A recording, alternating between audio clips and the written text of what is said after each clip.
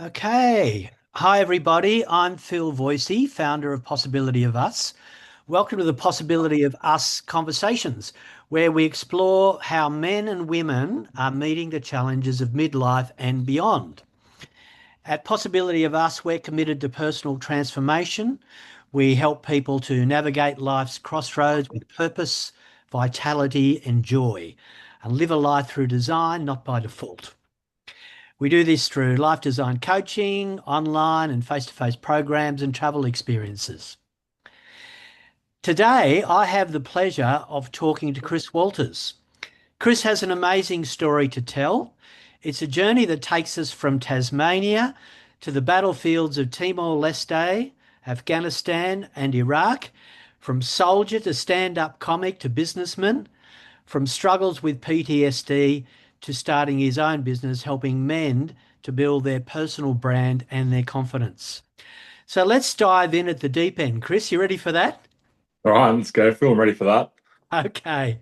All right. Now, we're going to start with some heavy stuff here. Your father committed suicide when you were a young boy. Yes. And I know that's been had a huge impact on your life. Can you talk about that? How did it affect you at the time?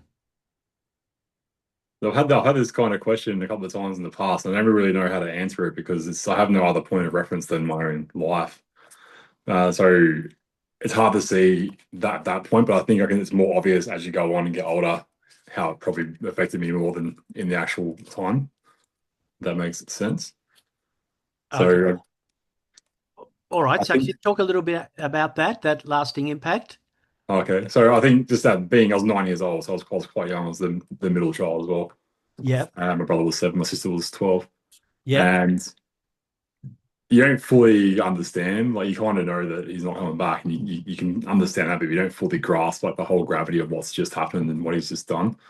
And I didn't think it really hit me until I was 16 or 17, maybe, and I started to get quite angry about it. Right. Um, and another thing is I sort of grew up with no real boundaries. I had no sort of role model. My mum did her best, but in the day, we were largely just you could run free, and then I then grew up not having boundaries myself, which then played big impacts in my future relationships too. Right. Okay. Yeah. So we'll come to that a little bit later on. Um, Now you moved to Queensland where you were working as an apprentice chef, and then you decided to join the army. So what made you decide to join the army? I kind of always wanted to do it, and part of me was like, oh, I don't think I can do this. I'm not, not that tough. I'm not that strong. Um, no, but I was like, I fell into the chefing apprenticeship. I really didn't like it at all. Like, it's a useful skill, but it wasn't something I really enjoyed doing. Right. Right. And I tried to join a couple of times, and they didn't let me in the first time. And then I remember I was up in Cairns, I was working on Green Island Resort. And I remember getting a phone call from recruiting, and they said, "Oh, we're going to delete your file, so you might as well just come in and have an interview while it's still there." And so I deferred it for a little bit while I was up in Cairns. I came back to Brisbane and did the interview, and I got in this time. They taught me to go into the reserves, Right. uh, and I then went from the reserves to the regular army. It took me about a year. Right. Right. And what you say that life in the military when you joined on the army helped you to build your confidence and self-esteem. Can you talk a little bit about that? Yes. So I never really had much confidence and self-esteem growing up. And then when you get there, it's quite a different world. Like you turn up off the bus and some sergeants being in your face all bus ride. Then you get there, people yelling numbers. It's all very confusing. A bit of they call it shock or capture. But they start to the cliches, they break you down and build you up as they need to.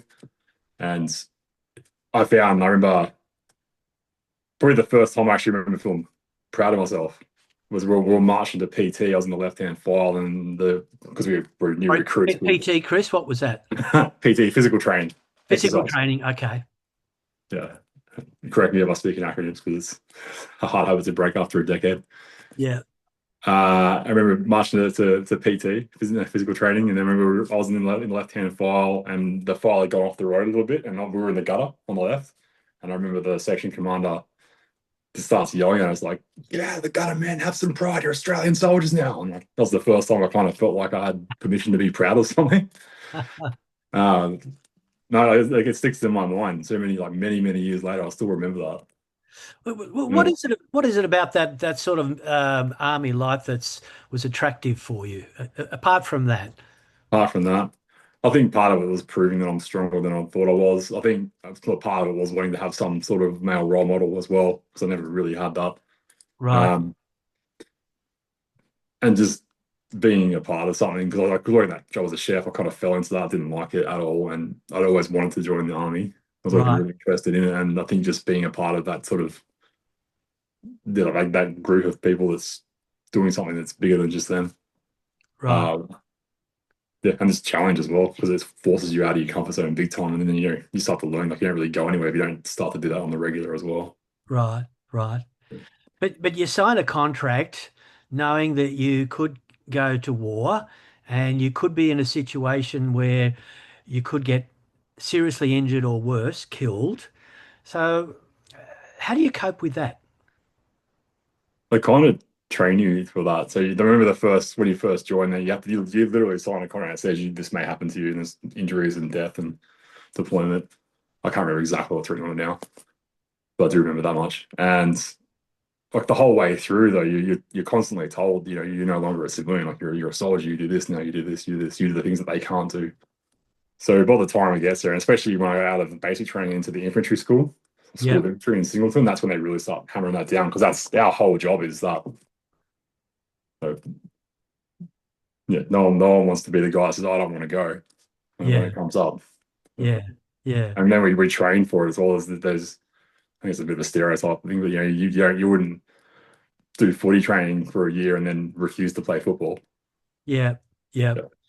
Do you you said to me before that it was a camaraderie that you really enjoyed too. Yeah. Was you sort of you're all with a bunch of blokes your own age? When slightly older than a few of them. And how old were you? You're When I went to the regular army, I was 24. 24. Yeah. Yeah, I was an old man by the army standards. Um, but yeah, it's just young, just a bunch of young folks all learning to do like that, gung ho stuff. And it's a really competitive environment too. Like you're constantly being yelled like, "Don't be lost," all the time. Right. Right. Punishments for coming last, and so that makes everyone competitive. And in a way, like that kind of, I think that bonds people really. Like, I know some people are scared of competition, but I think that's one of the best things you can do. Right. Right. Right. Okay. So, um, your first posting, sorry, deployment, I should say, is to Timor Leste. What was that first experience like? Well, Timor Leste was actually my first ever time overseas. So that was the first time I experienced that. I wasn't originally on that trip, so I turned up to the battalion, and we don't just been re-raised, and they gave us a team war deployment which was 8 months, and they split it in half. So they gave 4 months to Alpha Company and 4 months to Bravo Company, and I marched into Bravo Company. I wasn't going, but then right about a week before everyone left, they did their final admin check, and there's a few people weren't ready, and so they got dropped off, and I got bumped up into their place. Right. So all of a sudden, like I was going to Timor, just like that. Right. Uh, yeah, didn't know what to expect. Like it wasn't like 1999 Timor where it was crazy and quite dangerous. It was a bit of a different, bit of a calmer Right. Right. environment. You still have to train up. You still have to be ready because stuff does happen. It can happen very quickly as well. So, what was your role there exactly? So I was a section machine gunner. The role in general was we were essentially the backup for the local forces. So we were trying to let them Right. take responsibility for their own country, Right. and we're just there in case they couldn't, or something was out of hand, they couldn't handle that. Right. Was there anything about that experience that was particularly challenging for you at that time? Uh, yeah, well, being the first time overseas, new country, whole new experience. I was also attached to they filled our company with some support company platoon, so I was attached to the recon platoon, which are they're like specialized soldiers in the battalion. Right. Um, Usually hardcore gym junkies, a bit of a reputation. So that was as a brand new soldier, that was like a bit intimidating as well. Right. Um, some good things though. I think they push us pretty hard to keep up in PT. Yeah. Uh, Is there a real sense of sort of hierarchy in the army where the you know the seniors to you sort of give you a hard time and yeah, a little bit. There's a bit of that. I mean, yeah, it's kind of a typical thing. Like you'll go through your school of infantry training, and you're like the top of the school. Now you're marching out, so you think you're all big, and then you get in the battalion, and something like, no, you're nothing. And they'll stomp all the bad habits out of you and regrow you. There is a bit of rivalry between the platoons, and some platoons, like especially the support company platoons, they're like the better ones than the rifle companies. But as you get through in time, you stop really caring. It's more of a new digger thing. right. Okay. Yeah. All right. So Timor Leste eventually leads to Afghanistan in 2012. So we'll talk a little bit about that. First of all, tell us, what was your role in Afghanistan when you were deployed there? So in Afghanistan, I was the platoon SIG for 4 platoon. Sorry, I was at this point I was in Signals platoon, which is support company. And Yep. when they went to Afghan, they wanted a SIG platoon qualified digger in each platoon of Right. the rifle companies to carry the radio. So that's they went back to Bravo and deploy with them. And our role over there was direct mentoring the Afghans. So we would go out on patrol with them. Right. Yeah. And tell us a little bit about what's day-to-day life like when you're a soldier in Afghanistan? Because I have no idea, Chris. I Yeah, can't I know, yeah. imagine it. It's largely boring as hell. So there's many times where you just there's nothing going on. You do your guard duty, keep fit. We're out in the middle of nowhere. There wasn't a great deal out there. Yeah. Um, they built us a little gym, which was good. And there was plenty of space at the back to shoot, so that like a makeshift shooting range. So tons and tons of exercises on that. I ran a boxing gym, so that Yeah. kept people fit. Were you a good shot? That was a great shot. I got a story where I came second in the combat shooting course for All my right. and the only person that beat me was a recon guy that was applying for SAS. Right. So yeah, I remember I was giving him all crap. I was like, yeah, sick platoon. Yeah. And you said there was a boxing gym. Yeah, so it's just had a dodgy old boxing bag. It was kind of falling apart. Got someone to send some boxing gloves over, and then just ran some sessions, had some pads, a bit of sparring, so it gave guys something to do of an evening.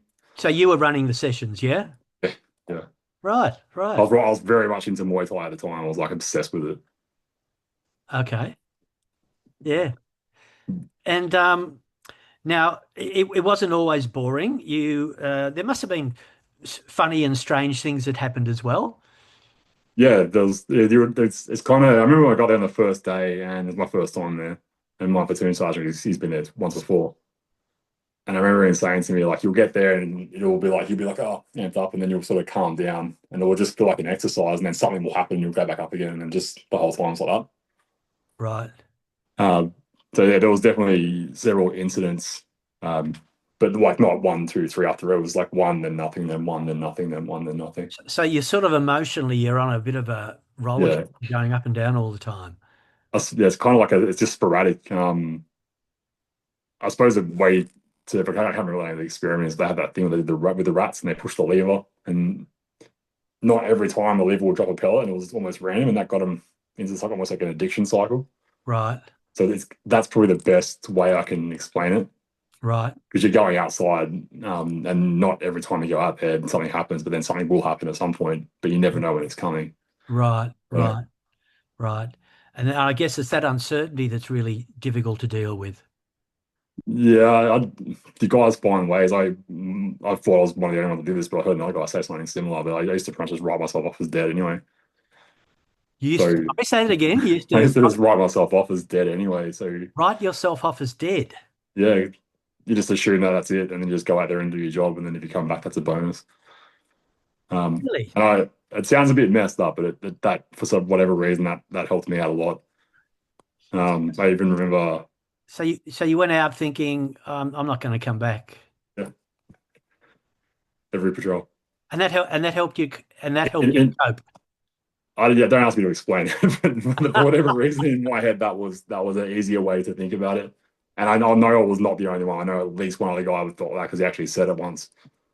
Um, yeah, I went on patrol on my birthday, and I remember actually saying like a prayer. I'm not a very religious guy, but I remember saying like, yeah, this is it. This is the day I'm gone. Like, just remind me not to be a bitch about it. Like I chose this. Yeah. That was just a bit of a weird thing to sort of say, but I didn't know what to say. Yeah. And one day you went out, you were exposed to combat. You were ambushed from three directions. You had Taliban firing at you from three directions. Can you tell us what was going through your mind when all that started? To be honest with you, Phil, it was actually worse before it started. So we went out there because I had the radio. I would always catch the electronic warfare people's comms. Yeah. And so I constantly was getting messages saying, you know, they're setting up, they're waiting for you, they're bringing people into work. And I don't know how many times it went, but we got told, yeah, they're set up ambush. Oh, they can't find you. They've dropped their ambush and then just reset. So, The so, boss, so you knew it was coming, yeah, we just didn't know where. The boss was like, just he was constantly changing directions because he wanted to hit him, but didn't want to hit him on their terms. right? Um, So it was the and expectation that was the frightening thing. yeah, because you don't know what it's like. Because I've never been in that situation before. Um, and yeah, I remember like I was it's like awful feeling in my gut, like terrified. But you're not going to not do your job. And I remember when it finally happened, we walked around the corner of a koala, which is what they call their houses, Yeah. their structures. And I remember just hearing over the radio, we had an electronic warfare team. They were part of the US guys, and I heard, uh, 2-1. This is Trident. Be advised, you're in their kill zone. So we'd walked around and into their actual ambush. They just hadn't sprung it yet, and so we put that over the personal net, and it was an orchard essentially. So there was just trees and flat ground. There was nothing, and then there was one aqueduct running straight through the middle of the field. Right. And I remember like it just felt like walking forever. So And you've got no protection really. there's like, yeah, not much. It's just flat ground and trees. So just, yeah, and then it's one aqueduct which I didn't even know was there until it actually started. Yeah. Yeah.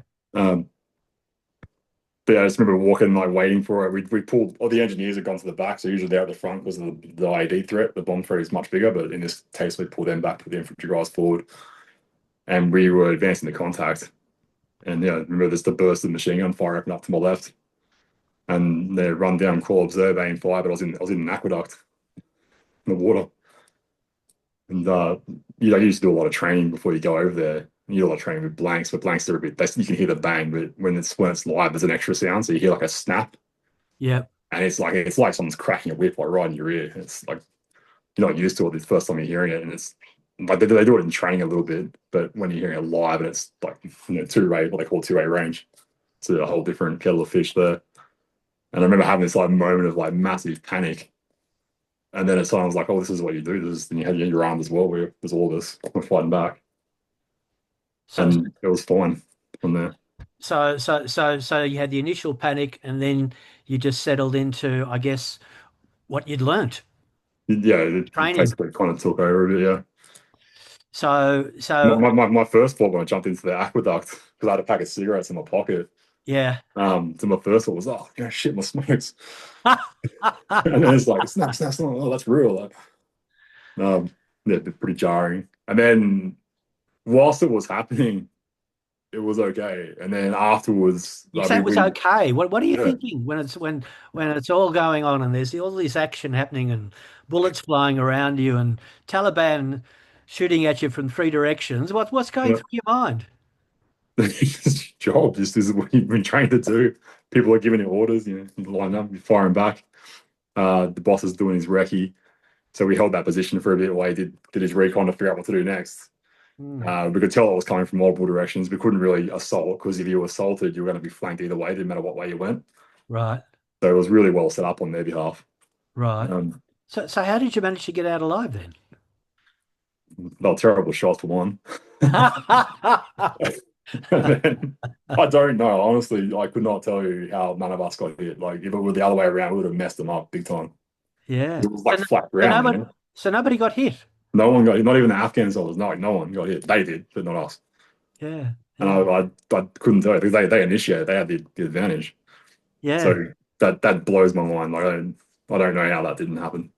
Right, right. Uh, but yeah, there was a building, so on the edge of the aqueduct. So we ended up taking over the building. We called in for air support, and then we held the building basically. Sort of broke half into the building, then pulled the other half in, and then we held that spot.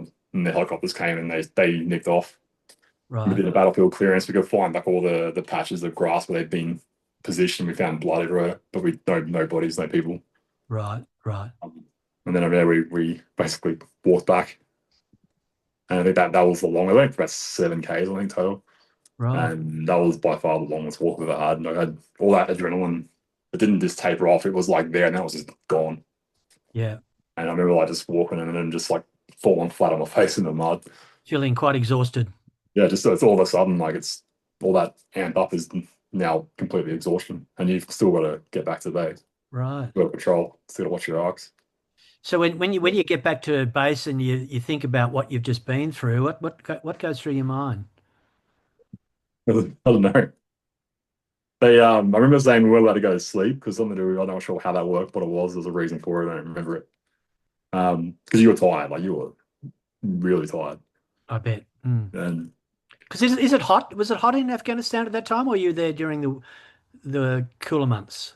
it was getting hot. So it was springtime. So when we got there, it was winter. It was freezing, bare and snow, and that was May.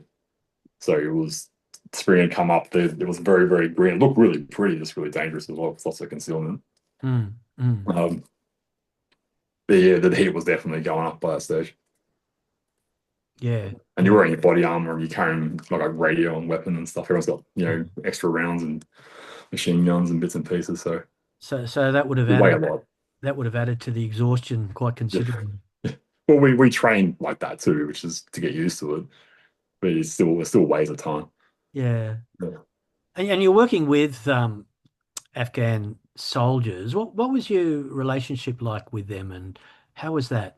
Is that definitely a bit uneasy with them. That there's been a series of what they call green on blue attacks in Afghanistan, not just against us, but against all coalition nation. That's where the host forces open fire on our forces. Yeah. So the training. So we've had several fatalities, even in the Australian Army, definitely in the US Army. Yeah. Uh, yeah, where an Afghan soldier's gone rogue and just murdered, a coalition soldier. Mm-hmm. So there was always a level of unease with them for sure. Right. Right. And Right. there's also like I'm definitely not, I'm not a cultural expert on the Afghans by any means, but there is a massive tribal system there that is just you'll never understand it. You Yeah. could live there for 20 years and you would have no idea how it really works. Yeah. So this guy might be in the army and his brother might be in the insurgency, but they still cooperate a bit. Hmm. Yeah. Yeah, there was always a little bit uneasy. Mm. Mm. Uh, yeah, some seem really good, some not so much. Yeah. Yeah. Yeah. Did your experience, let's sort of move to Iraq now. Did your experience in Afghanistan help you in when you were deployed in Iraq in 2015? Yeah, I think so. I think once I went to Iraq, I was a section commander by then, so I had a team of soldiers of my own. So definitely the experience with training them helped. They would drive home some pretty harsh lessons as well that I'd learned from Afghanistan, especially to do with like staying switched on even when you're about to get back to base, because that's stuff happens as well Right. when you're on the way back in. Yep. Yep. You can't you Uh, can't relax you can't. You on got to all be the on. time. Yeah. Mm. Uh, there was an incident. I'm not going to talk too much into it, but there was an incident in Afghanistan. It wasn't my patrol; it was a US patrol with a Australian um, who worked for an NGO, and they got hit with a suicide bomber, and they were maybe 100 meters from our front gate on the way back in. Right. And so that's one of the most dangerous times. It's even not just in that sort of context, even in just driving. They reckon that most car accidents are within a kilometer of the house Yep. on the way Yep. home because people just switch off. It's the same thing. Yep. Yep. You can't switch off. Yep. So what was that Iraq experience like? So Iraq is a different mission again. So we were there to train the Iraqis. We weren't doing patrols with them. We were just training them in their base, their compound, and they would go out and they would fight. I think they were fighting in Mosul. They were still fighting in Ramadi. But my specific job wasn't to train them. I was part of what they call force protection company. So we were there to essentially protect the training team from any potential insider threat as well as any external threat that may happen. Right. And then just escorting the CL around and things like that as well. Right. we right. just rotated through a couple of different duties. There was a QRF duty as well. Uh-huh. Yeah. Uh-huh. Uh-huh. Quick reaction force duty. And you said you ran a boxing gym there as well. Yeah, I ran a boxing gym there as well. Yeah. I was quite the fanatic. I was younger. That's pretty good about a few of our guys are trained some every now and again, like an American or a Brit will stick their head in. My favorite day was the day that three guys from the Spanish Special Forces came in. They didn't speak any English. They're just like, see. Like, let's go. That was great. That was fit though. Bloody oath. Yeah, Yeah, yeah. one of them was a good boxer. I must have sparred him 10 times. I think I hit him once. Ah. And I think that's only because he slipped. So did you have good relationships with forces from other countries? You just get to know. It depends how much you work with them. So whenever you work with them, everyone finds ways to get along. They've got their nuances, we've got our nuances. I remember working with the Americans in Iraq. They're super, like, really strict the way they have to do everything. We're like almost laid back a bit. Like we have our what they call commanders intent, so we know what the job is and we can operate within that. So we have a bit more freedom in that sort of regard. Whereas they got to go through like different levels of training all the way back down. Right, I found that was really interesting, and just different types of people. right. Yeah. Let's sort of step back a little bit and reflect. You had 10 years in the army, you had three deployments in those countries we've talked about. What did you learn from those experiences about yourself and about life? What lessons do you take from those 10 years in the army? That you can absolutely do more than you think you can. A lot of people just quit well before they've hit their potential. Because Yep. we're kind of pushed through it and became a bit almost a default. Hmm. Um, that's definitely one thing. I'm trying to think of a little bit now. What other lessons I can talk about? Having a clear like direction as well is another big one. So you can just take that out of army and just make it a life thing. Like, a lot of people just walk through life not knowing where they're going. So they don't have a mission essentially. Where you can pretty much write that yourself, and that if you can keep that kind of mentality that you've got a mission in life or a vision in life, that's or a goal in life, then you can shape it as well way better than something just kind of floating through as it goes. So do you think of those 10 years as a very positive experience Yes, in yeah. your life? There were definitely things that weren't positive, but on the whole, I think that joining the army was honestly one of the best decisions I ever made. Yeah, yeah, Definitely changed my life for the better. I had people tell me I shouldn't join. I ignored them. I'm very grateful that I did ignore them. yeah. Um, and I think largely though, it's going to come down to your attitude and how you decide to perceive it. Because there was plenty of guys in the army that were like, "Oh, can't wait till my 4 years up and get out of this crappy job." But they're going to think like that. It's going to be a long 4 years, Yeah, yeah. and you're going to affect everyone around you, and your attitude is going to make it all worse. So if you're going to join, like, just commit and lean into it, and So you got to be full in. yeah, go for it, and you'll have a much better career. You'll enjoy your time a lot more. Yeah, yeah, You can decide that you just want to do 4 years, and you just go full in for 4 years. You don't have to be like, I want to be a lifer. yeah. I wanted to be a lifer. I love the army. Mm. Uh, yeah, I think your perception is definitely a major factor in how you enjoy the army and also how you go when you get out too. Yeah, yeah. Well, let's talk about that. What's it like? You leave the army. So what's it like adjusting to civilian life? Not very easy, that's for sure. So I was in for 10 years and I didn't choose to get out. I just accumulated too many injuries over time. And as I got older, my body didn't take it so well. And I had some issues. And basically, essentially, in the end, was medically discharged. I was forced out. Was Um, was that physical or mental health a bit issue? of both. Yeah. Yeah, it's just an accumulation of that. Also, I had that. I probably should have started getting help after Afghanistan, but I didn't really do that because a lot of guys don't want to do that because they want to be like seen as weak or not fit for duty or you know So was that your choice not to get help, or did the army offer you that help when you came back from Afghanistan? they run you through a program when you get back. Hmm. It's decompression, so it's a few days, and it kind of prepares you for getting back to the real world. But there's just it's not just like that kind of stuff. It's just in everything in general. So guys, I know people that have got injuries from knees and stuff because they didn't want to go and get checked out in case they got downgraded or their mates might call them a malingerer or something like that. So it's the system's there to help you, but then the culture doesn't always help as well. So it's a very masculine culture where to admit any sort of injury or mental weakness is to be weak. Yeah, it can be seen that way. Yeah, yeah. Yeah, yeah, It's a pretty messed up dichotomy, really, because it's kind of you need to get the help, but then you don't want to be always seen getting the help because we've always been told, like don't be last, you got to be first, and then by default, if you go and get help, you go and put yourself in the last position.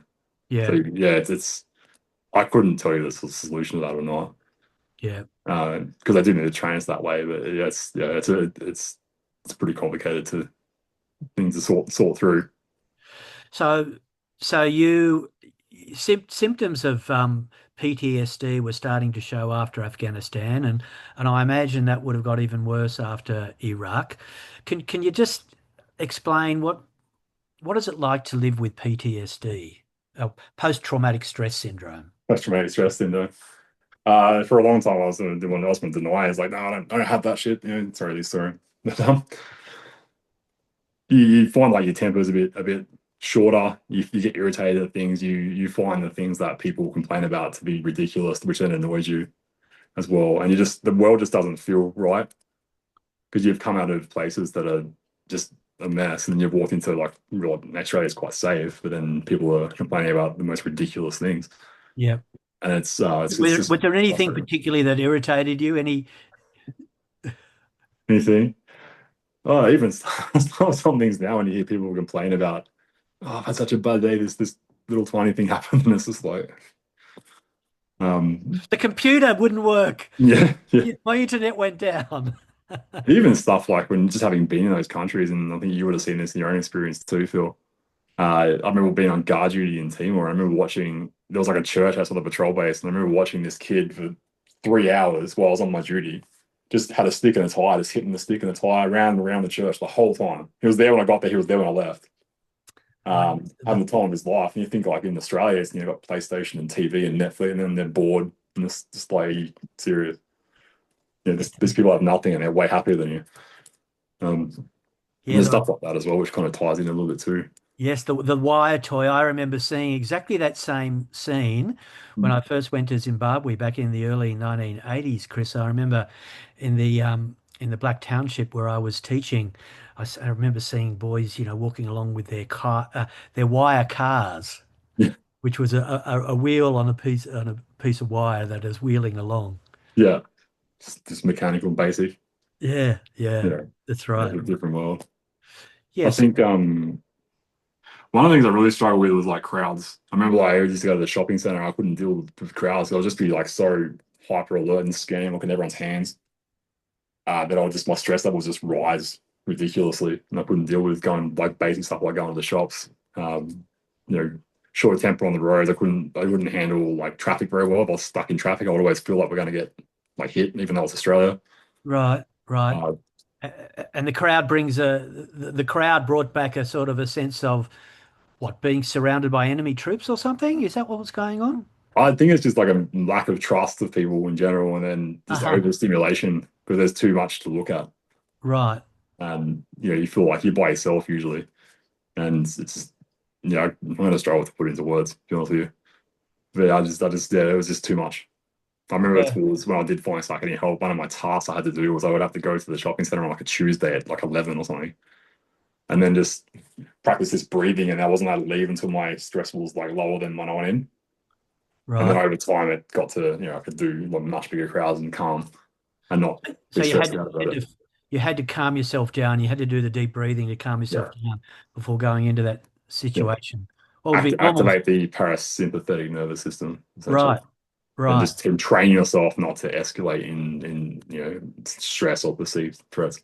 Is this something you learned in the army, how to do this? It's something I learned from a psychologist afterwards, probably Oh, 4 years okay. too late. Right. Um, and things like I remember going to a grill once, and there was like someone left their backpack unattended, and I was freaking out about that. Stuff on the side of the road, it always give you a bit of mini heart attack. Right. And you it Out to got choppers. uh-huh. So and it affects your relationships with people as well. I think yeah, well, you kind of I didn't have a lot of civvy friends at the time. All my friends are army guys, so they kind of got it really. Right. Uh, yeah, but people would not really understand why, the helicopter makes you feel a bit uneasy. Right. I mean, Right. my most obvious memory of helicopters is the gunships from the ambush I was talking about. So it's, you're kind of linking the two sounds back. Yeah. Yeah. So, at one stage, you said you lost the ability to communicate. Yes, yeah, this happened after the army, probably about a year or so after I got out. Right. Um, so I was met discharge. I didn't really have to work, and I didn't really work. Um, but the big thing was I then went from having like this big sense of purpose to having like no sense of purpose. I was just existing effectively. And whilst it was kind of good at the start, I think in the longer term, it was probably the worst thing I did was not try and go back to work straight away. Right. And yeah, just over time, just lost all like sense of self worth. Essentially, I had no purpose to guide me through. And I went through a couple of relationships that didn't go very well as well. I was Uh-huh. quite tumultuous, has just added to it too. Yeah. I worked at Suncorp Insurance very briefly for about 7 weeks. Didn't really do that well, that kind of office work job. I've never had office job in my life, and I think I'd want one ever again, to be honest. Yeah, they politely ask you to do things, and it's like, can you just yell at me or something? You wanted to be yelled at. Yeah. Too polite, Chris. Just a lie, I just couldn't deal with it. Too polite. But yeah, there was more of that. My back didn't go well with sitting, which is probably the worst thing for me too. Okay, So, that was one of the injuries you brought back from yeah, it's pretty Afghanistan. common. Like Iraq. every guy who's in the infantry has back, knee, shoulder injuries. It's common across the board. But there's definitely anything to do with sitting is a huge exacerbator. And is that because you're just carrying that weight on you all the time? Things that, well, what I found was when I started to get better was that um, movement is the big thing. So if I don't go to the gym and I miss it 2 3 days in a row, I'll notice the pain starts to come back. But if I'm constantly exercising, it Right, stays at bay. right, right. So, And I know this is tough to talk about, Chris. I know, but you had suicidal ideations, thoughts. How did you manage to stop yourself going through with that? through that was my father went out the same way for starters, and I kind of remember vaguely reading somewhere that if that happens, the chances of the child of a suicide parent were actually higher. Um, but yeah, I was in Iraq, and I didn't really want to come home. There was some personal stuff going on in my personal life, and wasn't really keen to come back to it.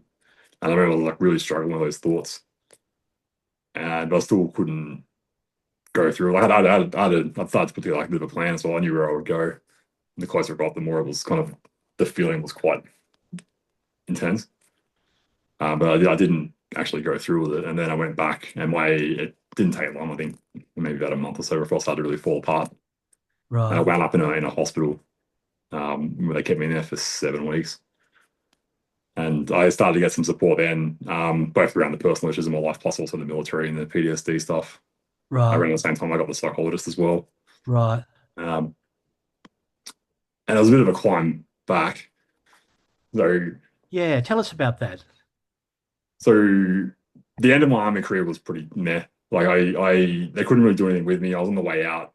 They couldn't put me in the ROF companies. I couldn't really handle weapons. So I got shoved in like the boozer area to just be there. And then I ended up working in the RP, Regimental Police Cell in BHQ for the NBIT until they could discharge me. Right. Um, So what were you doing in that job? oh, glorified parking enforcer. Yeah, just helping out with the guard and stuff. The duty sergeant and the little jobs around the place. It's kind of like the MPs, but like way smaller Right. and yeah, even less cool. So it's pretty boring for you. Yeah, well, it was a bit of a disappointment because I didn't really do like all I wanted to do was be in the army. I couldn't do that now. It's basically been forced out. My body wasn't dealing with it either. Mm, mm. I think I was 32 or so at this stage. So I've been in a bit, Yeah. and yeah, when I got out and just having that that sense of like ultimate purpose and doing the thing I always wanted to do, to like see ya, good luck, Yeah. So and you've lost your sense of purpose and direction in life completely. yeah, basically yeah. Yeah. And then that year afterwards didn't go so well, and then around the time COVID hit as well, I noticed that I was having trouble communicating with people Right. because I'd been isolating myself a lot. And I think the big one was my mum called one day, and like if my mum called me right now, I could talk for an hour easily. Like we actually have to set a timer usually when we call. Yeah. Yeah, it's a hard stop you off the phone. But I just remember I really couldn't stay on the phone. I couldn't talk very well. And then yeah, within a few weeks of that, I've noticed it just gone all the way downhill. Even in social acts, like I was starting to do a little bit of Latin dancing, and I remember I could walk up and go like this and ask to dance, but I couldn't actually talk to the person. Right. So I could form words, but I couldn't put those words into a back and forth sentence. I don't know why that happened. There's no physical, you know. But yeah, that was probably the big thing that sent me downhill. Then the isolation, and then I just never left the house. I stopped looking after myself. I had a beard out here. I was putting on weight, eating Subway. My face was a mess. My car was a mess. But yeah, I was like that for 3 years. Wow. Um, it just started like just bit, and then just went. Wow. And I used to be a chef, and I couldn't even make my own food. Right. I was that just non-functioning. So how do you get yourself out of that? How did you manage to recover? What was that process like? Long, long. It wasn't quick, that's for sure. I I got cycled through tons of meds. So there was a period there where they put me on various meds, but nothing was really working. And I got switched over. The doctor I had got sick himself, and they put me to another doctor. But none of that was working either. And I don't know how I got out of it. I remember just doom scrolling through Instagram one day because I would get up and just literally go to the couch and just stare at the TV all day, Right. or doom scroll through an Instagram or Facebook and never comment or never post or anything like that. Just doom scroll. And I remember one day this post just jumps out and it says, no one's coming to save you. It's on you to get out of the hole. Right. And I don't know why it got to me so much. Like I was going down. Like I was really struggling. The suicidal thoughts to come back big time as well. I had this constant, almost like a voice in the back of my head going, just it's over. Just end it. Like you're done. You failed. And then it started to eventually get more specific as well, which got kind of scary to the point where I was too scared to go into my bathroom half the time. What? So that voice was telling you to what, kill yourself? It was like, yeah, it was basically going through a plan, you know. Going through a plan? What do you mean? Yeah, like I had the tools to do it in the bathroom. I lived at a rental. They're going to find me if it happened. It was all. I So don't know if it was me or whether it was, I can't this explain voice it. is this voice is telling you how to go and how to go about it. Yeah, they just started making the plan. And when I say voice, I don't mean like voice. I mean Yeah. like, Thoughts. yeah, it was in the back of my head. Like I felt like I wasn't making it, but yeah, it was playing its way out. Wow. And yeah, like I didn't like it was to the point where I wouldn't even go and have a shower, Wow. and not for ages. Because you're just scared of what you might do. Yeah, it sounds nuts to say it now, but yeah, I was scared of that particular room. So I remember in our conversation before you said that recovery was a place of doing a process of doing one small thing after another. Yeah, You even said that, getting up and cleaning your teeth yeah. was a big thing. Well, that's how it kind of started. 'Cause I remember shortly after I found that post, I'm like, how do I get out of the hole? Because I hadn't worked in ages. Had pretty much completely isolated myself from everyone. Uh, I had no chance of getting a job, and I was like, what do I do? And I thought just do one thing, and I just decided that day I was like, I'm gonna brush my teeth every day for a week, and it didn't matter what else didn't happen that day. It was as long as I'd done that one thing, that was a productive day. And it's such a small thing. Like it's automatic now. At the time it was like one of the biggest mountains to climb. It just felt like an impossible task. Mm, And yeah, I remember I did it for a week, every day for a week. And then when I got to a week, I started to add other stuff. So I decided, okay, this week I'm gonna brush my teeth and I'm gonna make my bed. Still had the same gross sheets on it from ages that had never changed because it was just that much of a mess. Um, but yeah, I did the next week. I brushed my teeth and I made my bed, and that was as long as those two things were done, it was a good day. right. And then I actually threw out the sheets and replaced them. So that was another step forward. And then I started to walk as well. So I would get up in the morning. I would go for I could still walk around the block. And just bit by bit, like every week, I'll just add one little thing. I remember I cleaned out my car after 3 years. It was shameful to talk about it. Like it was 6 bags of garbage and it was that bad. Oh, mine's a bit of a mess, Chris. I keep it clean now. But yeah, just all these like seemingly stupidly easy things, but it's so hard to do. Right, right, And there's the guys, section commander in Iraq, like 10 years in the army, running kickboxing. Like it's all these things I could do, but then I couldn't even do that. right, right. Um, but it grew over time. And I think when it really started to change was the gym. So I started to go to the Uh-huh. gym. So physical exercise was important. So I'd had this gym membership the whole time. So I'd just been paying for it, but not ever going ever. And I just went, fuck it, I'm gonna go. Excuse the language. And I was like 145 kilo. I did not like myself at all. Hated the way I looked. I felt really self-conscious. It was kind of end of COVID, so it was people were in the gym, but it wasn't as packed as usual. Plus, I go in the middle of the day too. Mm-hmm. And I would go in there and I would just like lift one, maybe two things. There was no plan, there was no structure whatsoever. The whole point was just get into the gym and just lift something and then leave. So my Right, workout's like 15 minutes. right, Um, and around that time, I started to find that, whatever was going on and locking my ability to talk up started to loosen its grip a little bit. right. Okay. And I found that I could have short conversations, but not completely stunted. Yep. Um, there was some stuff to do with medications as well, which I began to. I ran out of one and didn't get it replaced, which is not really a good way to go about it. But I noticed that also seemed to help as well. And I Well, told that not taking the medication helped. I don't want to say that too bluntly because I don't want people to stop taking their medication because it is quite dangerous. But I did go to the doctor and I said, "Hey, this happened," and he said, "Go back on it." And I was like, "No," because I could feel myself getting better. Yeah. And the next time I saw him again, this is not the way to do it, but I had come off another one, and the difference between where I was and where I was at that point was like ridiculous.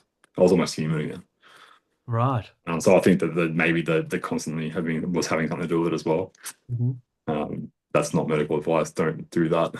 Yeah. If you're going to do that, talk to your Okay. doctor. Those Talk listening, to your, don't talk do to your what Chris doctor. did. Definitely talk to your doctor. Um, but he just said, okay, well then what we're going to do is keep going the way you're going. But if something happens, you get on the phone immediately and you come straight back here. Yeah. I haven't seen him since. Right. But yeah, I think exercise was the major factor in me starting to get out of it. And were you seeing a psychologist on a regular basis as well? Yeah, definitely. I still see him to that day. Were you To this day. was that helpful as well? Yes, yeah. Well, when it comes to psychologists, you have to work with them. So it's not about what happens in the room; it's what happens in the 2 weeks afterwards, or whatever the interval is, because Right. they should go through and basically give you things to do, Right. and then you just work on that thing. And it's just like going to the gym, you know. Right. Right. Um, So Chris, are you recovered from PTSD now? Have you fully recovered, or is it still lingering? I don't know if there is a such thing as fully recovered. I know it's not. It doesn't affect me as like as much as it did, but I will have moments where I do revert back into kind of feeling like that way, or not coping, or I might burst into tears or something like that, for seemingly nothing, off a song or a sound, whatever it is. So I think that is always going to be like an ongoing thing, Right. but it So, definitely doesn't have the level of control over me that it did for a long time now. Because I've learned to manage with it and work with it. so you never fully recover from PTSD. I don't know. I don't know if you can. I don't know how it works. Right. Right. Um, I think largely your recovery is going to come down to you and how you are. So if I had not started, brushing my teeth, I would probably have never gotten any better. Right. It's one big thing I'm a big fan of is you can't think your way out of stuff. Okay. So you got to your body likes movement. It's essentially another form of intelligence. Yep. Um, and your body will remember the things that you do. Right. So uh, you can't will yourself into brushing teeth. You have to actually just go and brush your teeth, and you might not do it right. You might do it for 10 seconds, whatever it is, but the actual physical action of doing it then leads to another physical action of doing it, and then it builds from there. And I think Right. that acting and actually taking steps is the big thing. Okay. I know a lot of the guys that I know that are doing well, ex-army, have all gone on to do something else. They've gone on to start a job or a business, they've got a hobby, or they've done something that's external to the army that's given them some kind of future. Right. And the guys, like for me, I wasn't doing well. It was because like I was still trying to live in the army in my head, even though I didn't. Right. By the time I was out the gate, it was a mile down the road already. Right. The army can't wait for you. It's just the nature of the beach. But So, so, yeah, so, Kris, you took what I would consider to be a fairly extreme measure to get the army out of your head. You went and did stand-up comedy. What inspired you to do that? kind of like I didn't know what else to do. So I used to, one of my favorite things in the army, especially as a corporal, was teaching younger diggers as well. And so some of that was physical stuff, some of it was classroom based stuff. And I learned pretty quickly that you can yell at them and you'll get their attention for a bit, but if you can make them laugh, they'll pay attention the whole lesson and they'll actually learn. So, that was one start. I mean, I never done comedy back then at all, but I liked that element. And when I got out, I did initially try and do some public speaking stuff. Right. And And you did an acting classes as well? I did one acting class. It might come later, actually. The timeline's a bit mixed up in my head, to be honest with you. The I remember the speech. I had to write very like speech. Like one was a speech to entertain, one was a speech to inform. There's like 7 or 8 different categories. And I did a speech to entertain. I wrote about going to Costco and like just how ridiculous it is going to Costco and the types of people you see there, and it's basically took the piss out of Costco. Yeah. Did you get a few laughs with that one? I got heaps of laughs, and that was before comedy. And then I remember seeing those like ads popping up on Facebook for this stand-up comedy course, and I was like, oh yeah, I'll give that a crack, and I did it. And it was you did 2 days learning how to write some basic jokes, bit of stagecraft, and then you had two weeks to write some jokes, and then you had to invite 10 people into your first gig. And it went really well. Like, I mean, to be honest, it's the easiest gig you'll ever do because everyone knows someone in the audience. It's 150 people there. They're all friendly, so it's easy as. But that went really well. And then I didn't get back up again for 3 years because, it went downhill. Couldn't talk. Right. And Right. when I was trying to get out of it, I was like, I need some sort of, one of the big things when I'm trying to put myself back together was I need a reason to get up. Like, I need a purpose. And so I was struggling with like, I can't really get a job in the current state I'm in. But I remember the comedy course and I still had my little script from the first one.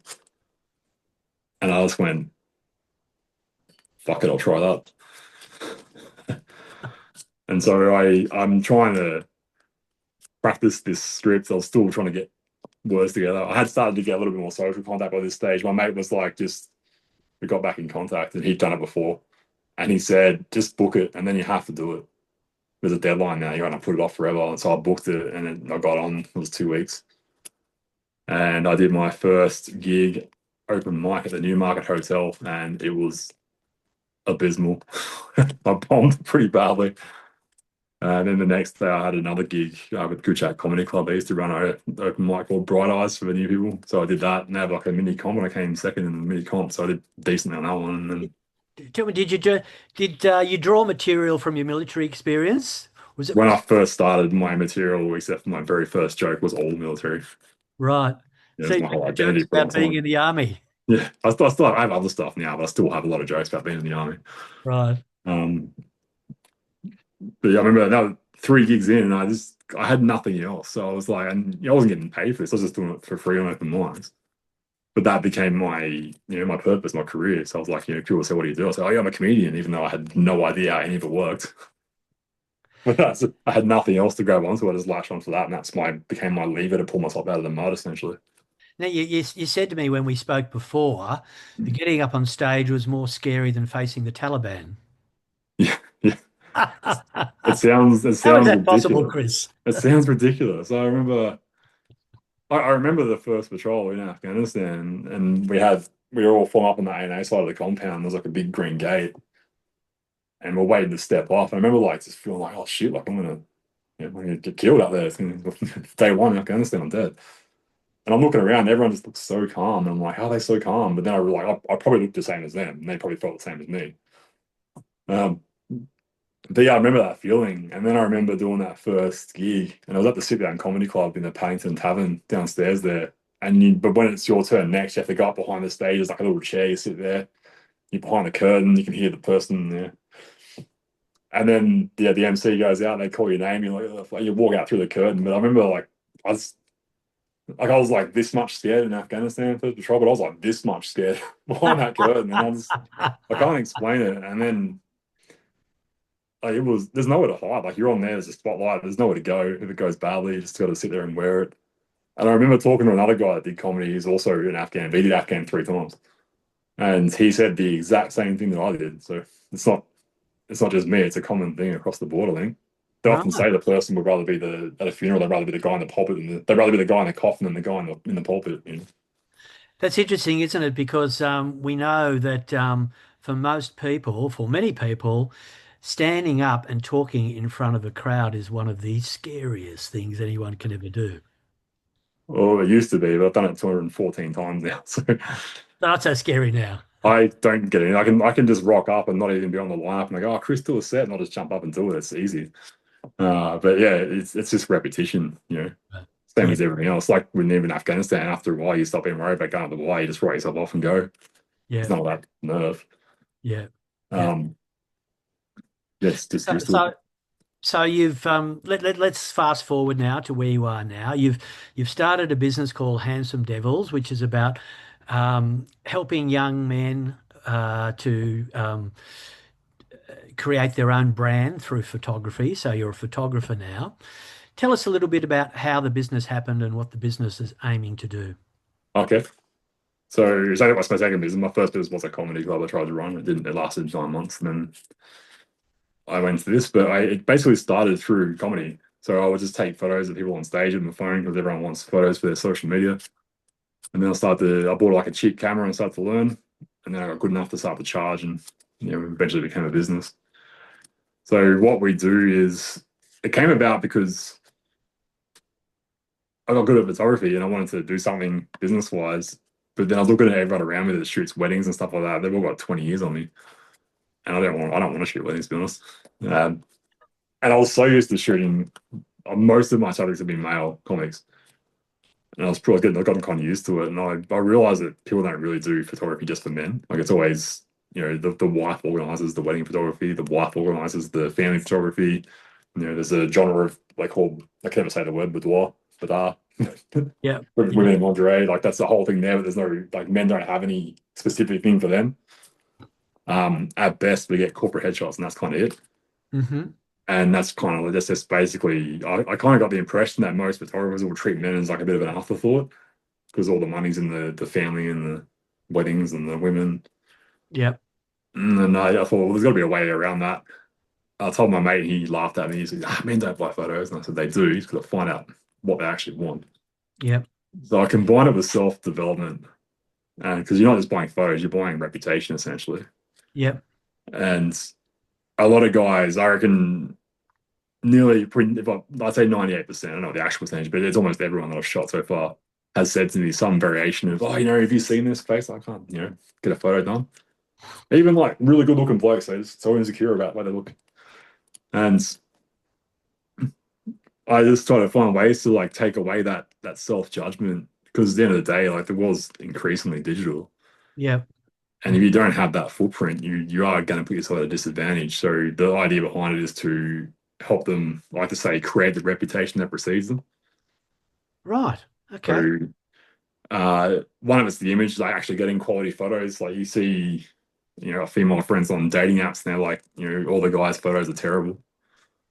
Um, and guys don't know how to sell themselves. They just write the same generic stuff as everyone else. So they don't want to be judged Yeah, and stuff like that. So you end up just being pulled in with a bunch of generic other guys rather than actually, standing for whatever it is that you stand for and having a point of difference. Because we just don't want to be the guy that stands out because that guy's weird or yeah. poser or whatever.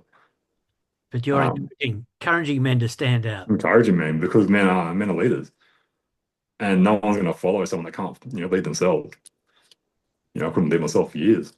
Mm. No one's going to follow me anywhere. I wouldn't have followed me anywhere. And then yeah, I started leaning into that basically Because essentially, when I came out of the problems that I had, it was just like it was almost like I didn't really know who I was. My identity completely disappeared out the window as well. Right. Like if I'd had someone that gone, hey, let's dig into your what do you actually want, in your life, what's your vision for your life, that may have been a lot easier to just grab that and pull myself out rather than have to accidentally stumble on a comedy and then use that as the lever out. So you've sort of stumbled on your sense of purpose, if you like, Chris. Is that what you're Yeah. saying? Well, then it changes. Like I've got one gig book, but I'm not really planning on continuing with the comedy side. I'm more into the business now. Yeah. Yeah. Um, So so your purpose changes. Purpose changes. So Yeah. Yeah. as you develop. But the most guy, if you ask, I don't know, I can't give you a stat exactly, but I reckon if you went out into the street and you asked the first 10 blokes you saw, like, what do you want out of life? I reckon at least half of them would struggle to answer you. Yeah. Most guys don't know, or if they do know, they don't want to say because we get societally beat down and say, you have to just be this and this, and you don't Yeah. matter. But So your business is about helping men to sort of set themselves free, I guess, and live their dreams, live the life they want to live. yeah, it basically boils down to what do you want to be and how do we make you get there? Yeah. Like I can't physically get them there, but I can help them brand themselves in a way that reputation. Because you go on a date, man, most girls are going to look you up on your socials Yeah.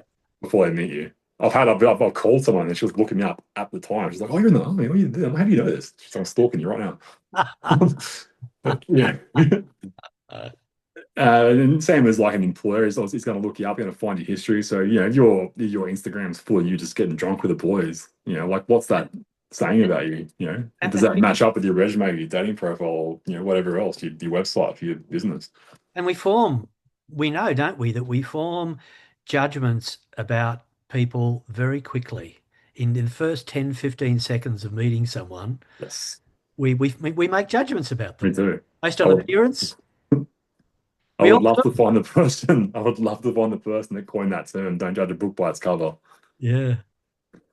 Yeah, that's right. That's and right. But tell them how bloody wrong they are because that's what happens. we do it all the time. You do it automatically to So survive you're the helping period. young men to get the cover right, yeah? Yeah, well, not just the cover, but it's get the book in line with the cover. Yeah. Yeah. If your dating profile says that you love hiking and adventure, but your Instagram says you like getting drunk and not doing anything, it's incongruent. Yeah. You know, same for your resume. And I guess your military experience and your experience in stand up has sort of taught you, Chris, that well, anything's possible if you put your mind to it. That's actually a really good point too. I talked to a mate of mine recently who's on his way out of the military, and he's been in the same job for 15 years. And in his head, and I've seen this with more people too, like it's I have to get into the AFP. It's the only thing I can do. But then you've just cut off every other possibility because you railroad yourself into this one thing which you may not even be able to do anymore. Yeah. I mean, stand-up comedy has nothing to do with the infantry. Yeah. Ah, Yeah. I have a joke about shooting photography and shooting guns. It's um how does it go? that's a guy. That's usually a finisher for myself. I always say I did 10 years in the infantry. These days I work as a photographer. So I still have to shoot people, just now they appreciate it. And I like that, Chris. that's one of my favorites. Yeah. Yeah, It's a good finisher. that's good. Oh, dear. That's funny. So, what does the future hold for you now? What's the future looking like for Kris Walters? It's the future looking out for Kris Walters. So but I got a big move going on. I'm about to go live in the other side of the country in a place with much nicer weather in Melbourne. And I'm focused on business now. So I think stand-up comedy, I love doing it and it's been lots of fun. But I think what the major thing I'm taking away from it now is I can go onto a stage and speak in a non-comedy context. And I've got no nerves. Like recently I did a business event where I had to pitch partnerships Yeah, you did 5 pitches, didn't you? and 5 pitches. I Wow. think, and I thought I did three, and I thought that was three. going for it. I figured why not? And what I found was the experience on stage. I was watching other people that weren't used to it, and they were got out there and they kind of had their bit of paper and they would read off all these massive loads of words, and it was just a big jumble, and no one was really engaged. I know from comedy that brevity is key. So you don't Yep. want to tell a great big story because if someone misses like one part of that story, your punchline's useless now. Yep. So, and you've just wasted all that time. Yep. And then I think the more words you say, the higher the risk of the joke bombing. Yep. So with my pitching, I just got my headlines and I just wrote a tiny little bit. It was on a big piece of paper that I could just stick on the lectern. No one else could look at it. I wasn't holding like a little book like this, scared in front of the school. And I just went just off the headline, just talked. I knew what I wanted to talk about, and I just hit it. Had 6 minutes, time for questions, and I ended up having I think like 17 meetings off the back of that. Yeah. It was insane. So things like that, like comedy has paved the way into that, and just also just I've got a pretty out there story. I know Yep. like at the time it was kind of messed up and awful, but now I'm on the other side of that, and I'm doing pretty well. So what's the big lesson or takeaway you would give to someone who's going through a tough time in their life, and then they may be at a crossroads, whatever age they're at, and they're going through a tough time. What have you learnt from all your experiences and pretty extreme experiences about how to deal with that and get through all of that? Okay, I've got a few of them. I guess I can say a couple. Sorry? I've got a few of them. Maybe number one is just because you've come from here doesn't mean you have to go that direction. Like you can change at any time. Yep. You haven't locked yourself into one path forever. Right. Um, so be open to opportunities that you wouldn't have thought about. The next one, and probably one of the bigger ones, I've actually coined a phrase for this when I was trying to recover. So I always say to myself, because I couldn't go from zero to like where I am now in one straight line, I had to go bit by bit by bit.